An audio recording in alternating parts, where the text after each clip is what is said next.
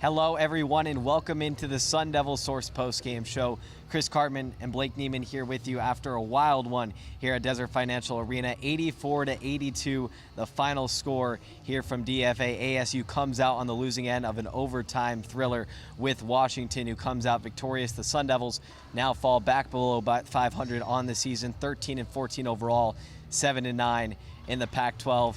It was a tale of two halves, just simply speaking. ASU with an atrocious first half, only less than 30 points in that half, and then in the second half, Bobby Hurley puts in the second union, and then that led to a heck of a scoring run. ASU down as much as 25 points in this one. They managed to evaporate that and tie it at 75 apiece going into overtime, trailed by 21 at the half, but yet ASU at the end of the game wasn't able to pull it out. They set up a play opportunity for Sean Phillips at the rim to try and be able to put it in, but he wasn't able to convert. Frankie Collins came by his side, tried to tell him it was okay. He had a heck of a night. It was just a crazy night here at DFA overall, Chris. Like a couple hours before the game, somebody unaffiliated with ASU asked me what I thought about the 2.5 point spread that ASU was an underdog, what I thought about it. And I said ASU could win a half by 10 and lose the next half by 15.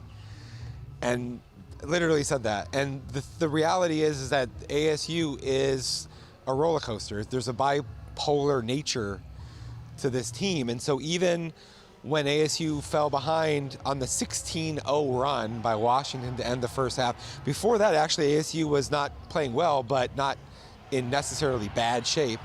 But then it went off the rails.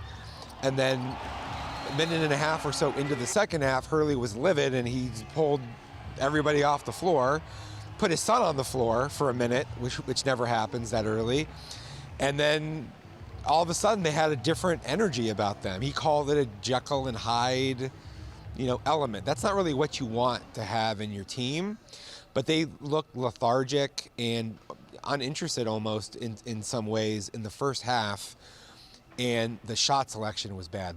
Poor offensive possessions. They weren't guarding as physically or as intensely as you'd want to see as a coach. And he was like, you put up some good video of him just like crouching down on the floor, and he was like really dismayed by what was going on. Distraught.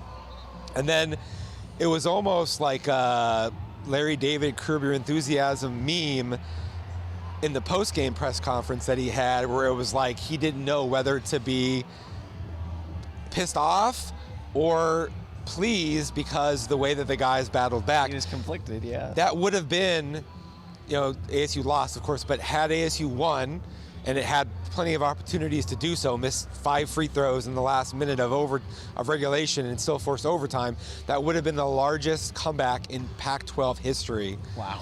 For a win, and they missed that opportunity because they weren't able to close it out. A tough break for the Cards, for the Devils, but just after the game, Bobby Hurley talked about just his conflicted attitude, about it, of how that poor effort of the first half, which he focused a lot in that press conference, but also the second unit and making it interesting, getting the crowd back involved. And he talked about the crowd and how it's not that hard to please them, and it's just about giving a maximum effort, and they gave maximum effort in that second half, but just weren't able to pull it down the stretch. Yeah, I think he used the crowd in lieu of himself. He's such a passionate guy. You knew that he was always going to give you his best effort. So when he sees less than that, that's disturbing. It's easy to say, okay, ASU's not going to be a tournament team. What exactly are they playing for? Whatever. But that's not really ultimately what matters. What matters is, did you give your best effort? Did you give it your all in whatever you're doing in life? And that was the frustration. He said the guys were really nice guys, good guys off the floor. He enjoys coaching them, but they haven't been able to get everybody on the same page with any consistency through the season. And this is why they've had this herky-jerkiness where it's fits and starts. Like, they have the Northwestern game, then they have the 4-game win streak after that to start the Pac-12, then they have a losing streak, and now you had the Arizona worst loss ever, followed by just this crazy sort of a thing where there was maybe a hangover, and then they responded to it. And yeah, it is. Look, this is Bobby Hurley's tenure. It's this game was a microcosm of the season and really his entire time at ASU. All in a nutshell. All in a nutshell for Bobby Hurley's era, the roller coaster ride that is Arizona State men's basketball. But just focusing on one of the spotlights tonight, Frankie Collins, the long pursuit of this steals record, chasing down Lafayette Fat Lever, his 76 steals. Now it's the new record at 77. Frankie Collins able to break it tonight, get 3 steals, and arguably the 77th, the record-breaking one, was very crucial to set up the opportunity. He did miss those free throws, but ended up coming up clutch with a crucial lay, and he was just clutch all around. He fouled out in OT, which really kind of cost him that offensive production late, but overall, he was as good as one can be. Yeah, I thought the second half was as good as we've seen him probably at ASU. Bobby Hurley said that he holds Frankie Collins in an extremely high regard, but then also that means that there's extra demands on you as a leader, and he was unhappy that the way the team performed in the first half, Frankie Collins maybe wasn't able to do more to shake them out of that, which you can kind of understand, but it's also a lot to ask of someone. But Collins has really improved his three-point shooting significantly this year. We saw that he made clutch shots. He also has not been a very good free throw shooter, and so he missed 3 in the final minute. And Jose Perez, a really good free throw shooter who had only missed 5 in his prior 10 games, missed 5 tonight alone, including 2 in the final minute. So ASU missed 5 free throws there. But Frankie Collins, in my opinion, the best open court defensive player that I've seen. Like his ability in their press or at anticipating and getting into the passing lanes on longer passes, even really in the half court, but more so his open court defense is just absolutely incredible. His on-ball defense also quite good, but he's got 4 more regular season games plus a Pac-12 game left. He's got 5 more games at least. He's averaging just under 3, I think, right now. So he's got a chance to go from 77 to 90 plus. And there's only been, I think, 4 guys, Matisse Thybulle, Jason Kidd, Gary Payton, maybe only 3 or 4, who have had 100 or more. So he's putting himself into a very rare air, and absolutely one of the best defensive players I've ever seen at ASU, up there with like a Marcel Capers, Fat Lever before really my time, but you know, there's not been very many at or near the level of Frankie Collins. It's been a remarkable season, to say the least, for Frankie Collins on the defensive end and in his offensive improvement. But someone who hasn't had as a remarkable season has been Kamari Lands. But tonight, I think he arguably had his best stretch of basketball this season. Hit 3 consecutive threes to kind of ignite that second unit and that second half spark. And they've needed it from him, because we've talked a lot about on the postgame show and elsewhere, ASU's very thin, only going 6-7 deep quite a lot of the time, right? And Lands, his shot looks good, like the stroke, the mechanics of it look good, but he's shot the ball so poorly. I think it really has to be just a confidence issue, because tonight it looks like, you know, when he hit those first 3 threes, it looked like somebody who hits 35% or something from the distance. And again, I mean, they didn't get much tonight from Alonzo Gaffney, and some other players were underneath their normal performance, Adam Miller. And so absolutely Kamari Lands was really a very key point in ASU's ability to close the gap there.